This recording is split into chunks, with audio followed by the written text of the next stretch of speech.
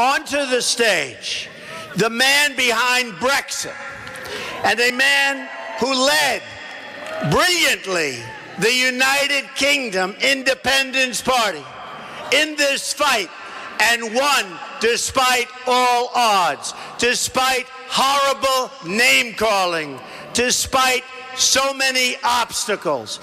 Ladies and gentlemen, Mr. Nigel Farage.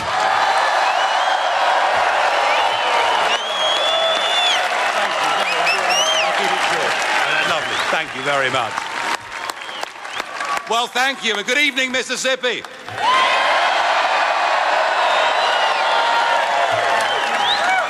I come to you from the United Kingdom with a message of hope and a message of optimism. It's a message that says if the little people, if the real people, if the ordinary decent people are prepared to stand up and fight for what they believe in, we can overcome the big banks. We can overcome the multinationals.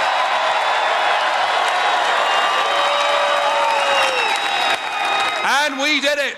We made June the 23rd our Independence Day when we smashed the establishment. And we did it. Everybody said we'd lose. And what did we see? We saw experts from all over the world. We saw the International Monetary Fund. We saw Moody's. We saw Standard & Poor's. We saw global leaders giving us Project Fear, telling us that if we voted not to be run by a bunch of unelected old men in Brussels, yeah, well, it's okay. They don't like me either, so it doesn't really matter, does it?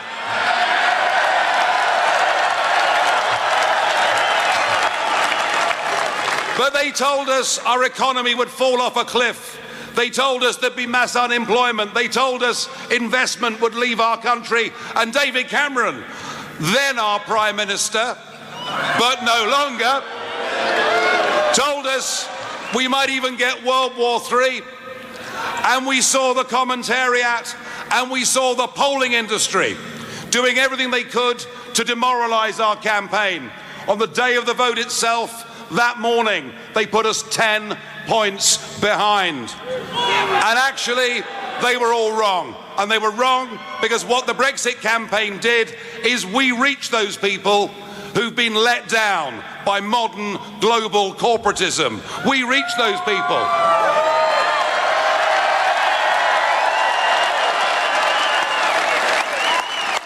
We reach those people who have never voted in their lives, but believe by going out and voting for Brexit, they could take back control of their country, take back control of their borders, and get back their pride and self-respect.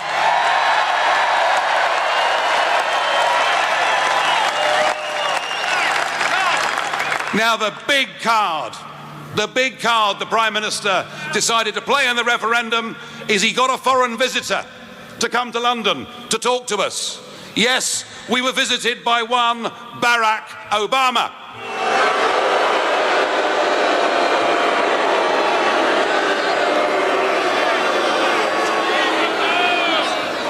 And he talked down to us. He treated us as if we were nothing. One of the oldest functioning democracies in the world. And here he was telling us to vote Remain. So I, having criticised and condemned his behaviour, I could not possibly tell you how you should vote in this election. But,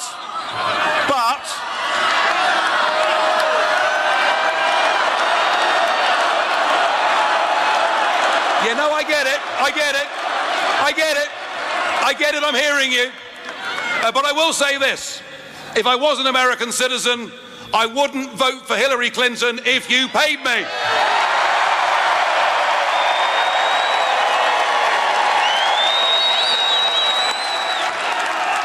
In fact, I wouldn't vote for Hillary Clinton if she paid me.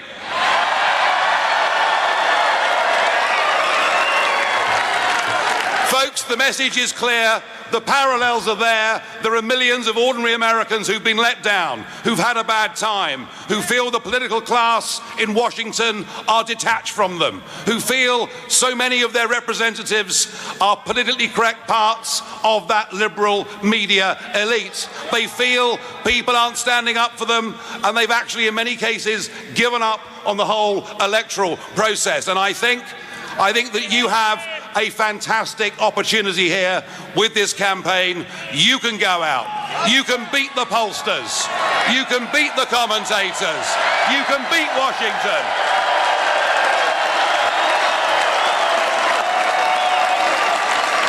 And you'll do it by doing what we did for Brexit in Britain.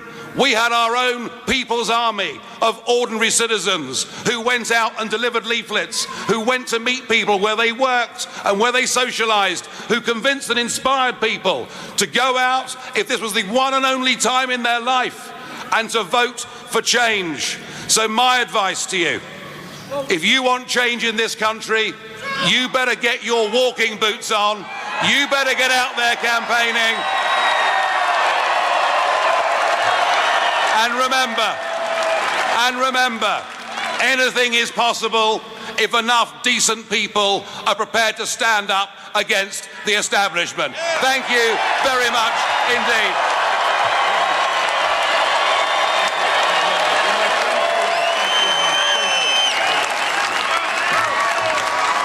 Wow. Thank you, Nigel. What a job.